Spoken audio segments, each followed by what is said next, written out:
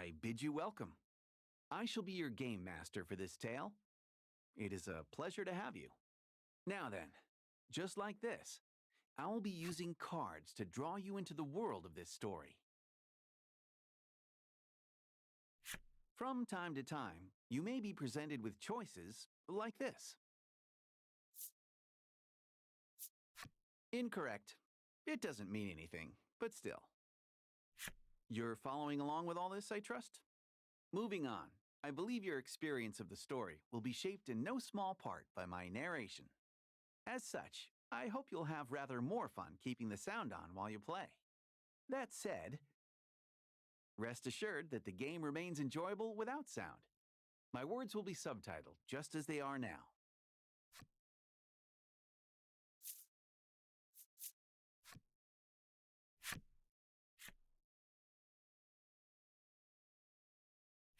With the formalities sorted, we're all ready to begin the game. My. Yeah, you can hear the sound of the waves. Oh, how very evocative. Now then, let's begin our tale. Allow me to welcome you to the world of Voice of Cards. You're about to step into the shoes of the hero of this tale as he sets forth on a grand adventure. Said adventure takes place in a remote part of the sea, in which ancient traditions are alive and well. You will touch the hearts of many who dwell in this place as you journey to change fate's promise of untold ruin. I believe in you. I believe your journey will be a success. And on that note, it is time for that journey to begin. May the waves see you safely across the top.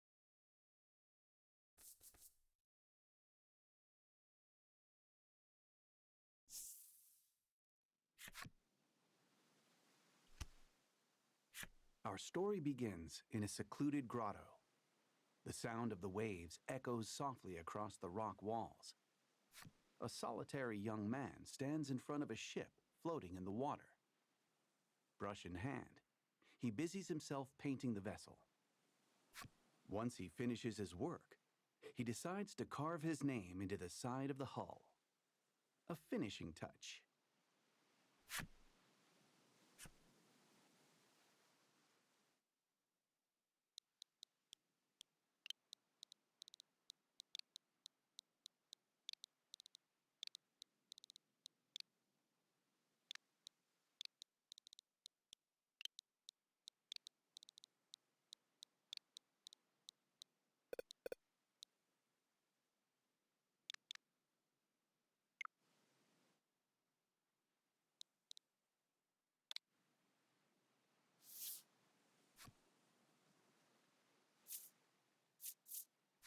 You carve your name in small lettering into the ship. Oh, a handsome name, that. This young lad is the hero of our tale, and your window into the world. You're a navigator without a ship, and your soul yearns to set out upon the ocean blue, for your own reasons. You have spent a great deal of time repairing the wrecked ship before you, in the hopes of crafting a partner, aboard which you might sail the high seas. The sound of a wooden box tumbling to the ground rips through the grotto. You heave a deep sigh and decide to head over to the source of the racket.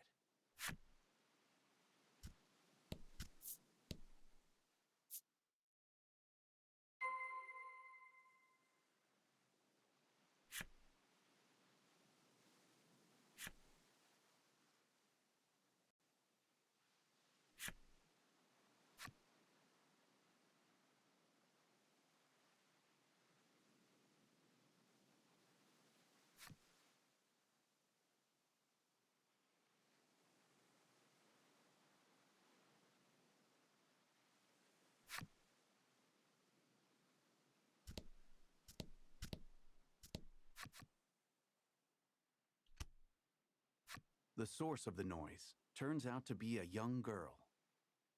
It looks as though she has knocked over a wooden box, packed with shipbuilding supplies, and is in quite a panic about it. The girl's name is Laddie. You came across her some time ago, collapsed on a beach. You attempted to bring her to a nearby village, but she was quite opposed to the idea for some reason. As such, you're not quite sure how to respond to her knocking the box over.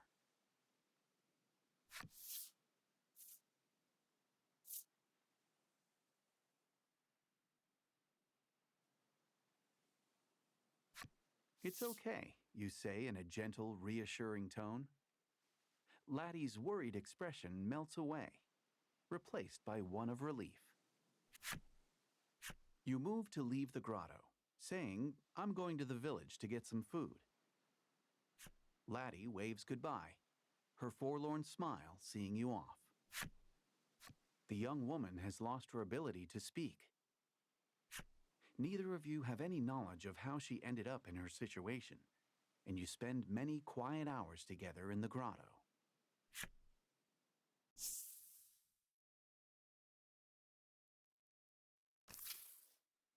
The scent of the sea and a sense of isolation hang heavy in the air. The island is bound for ruin and has had its name since before any can really recall. This is Omega Isle. You take a deep breath and then set out for the nearby Omega Village, which shares the island's name.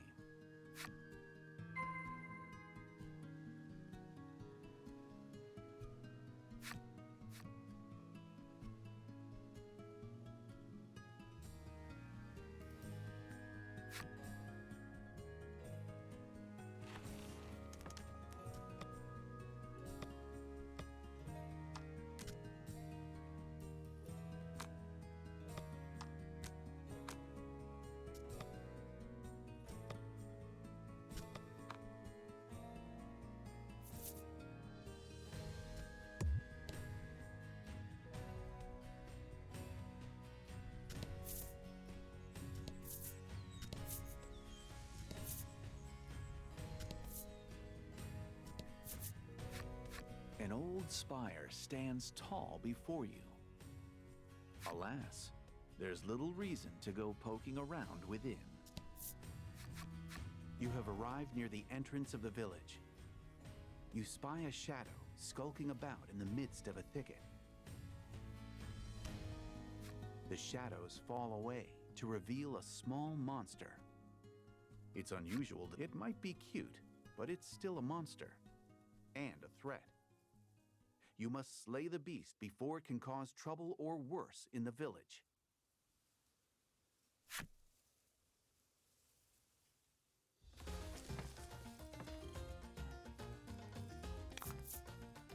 Don't hold back.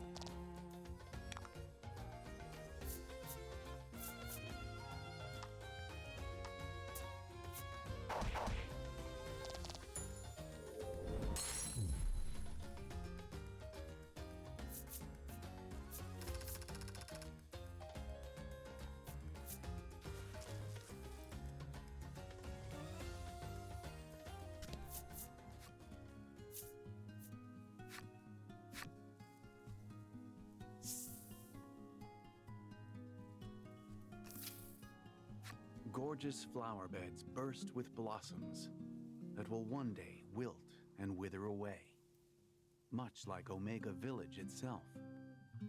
This is a village that has accepted its fate to be but a moment in time, destined to fade.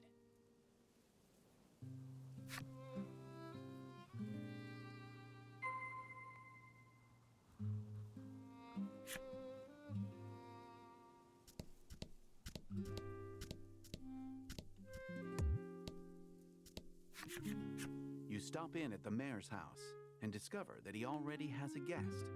The two are engaged in discussion.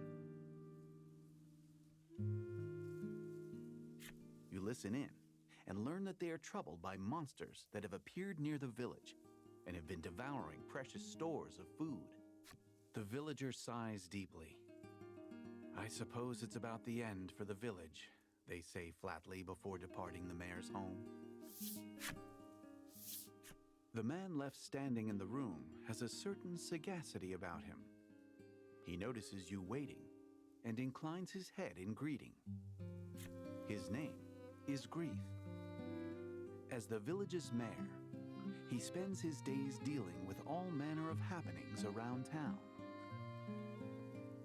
He looks to be at a loss over the damage being caused by the monsters. It would likely be a simple matter for you to deal with the beasts.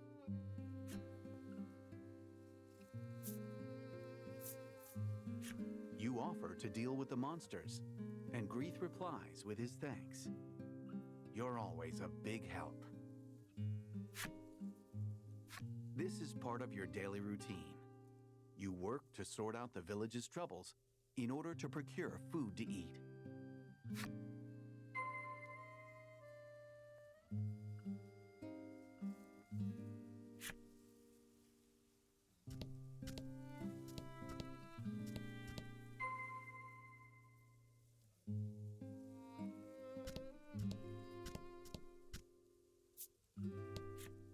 "I wish I got to be the maiden," the girl says mournfully, dressed head to toe in maiden garb and clearly pretending to be such.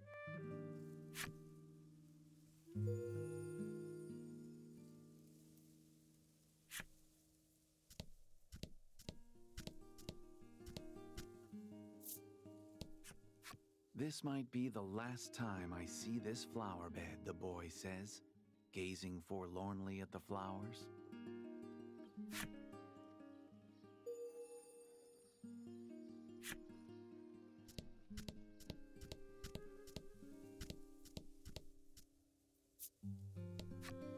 A lone woman diligently cleans the grounds of the Maiden Shrine.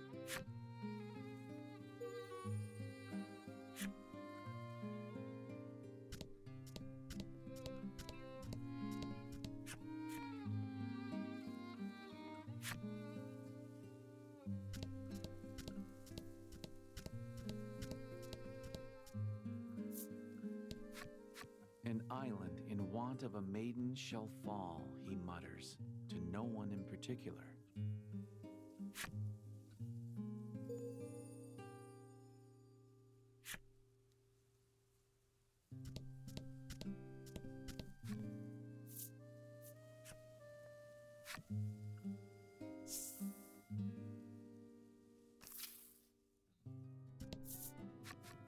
A monster has appeared before you. It holds what's left of a piece of fruit in its teeth. With a sigh, you mutter, "Let's get this over with then," and ready your weapon.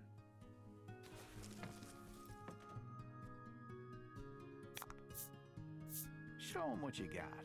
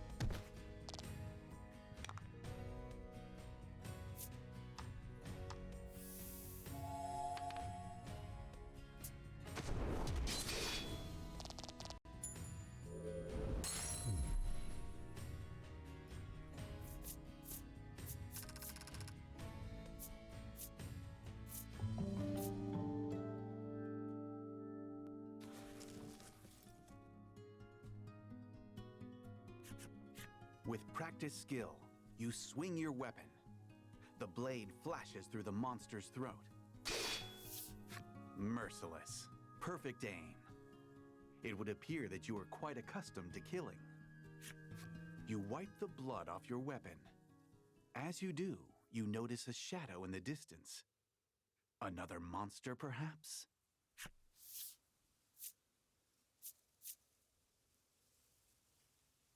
Silently, you creep up on the shadow and bring your blade down on it with practiced speed. But the shadow nimbly evades your strike and runs off. Whatever the shadow was, it was taken aback by your unexpected assault. It looks like it ran off in the direction of the spire near the village.